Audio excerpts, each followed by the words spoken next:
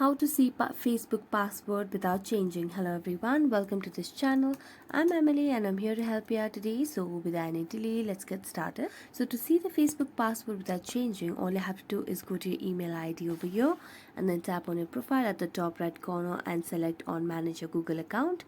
After doing that, you'll be led to a new page where you can see your all email ID and your data and privacy as well.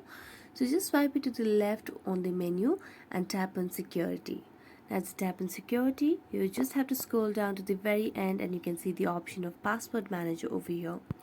Now just tap on password manager and you can just see your Facebook application over here and your password is saved right here. So you can just go and see your Facebook password without changing it. So thank you so much for watching this video. If you enjoyed watching it, don't forget to like, subscribe and hit the bell notification for more updates. That's it for today and see you next time.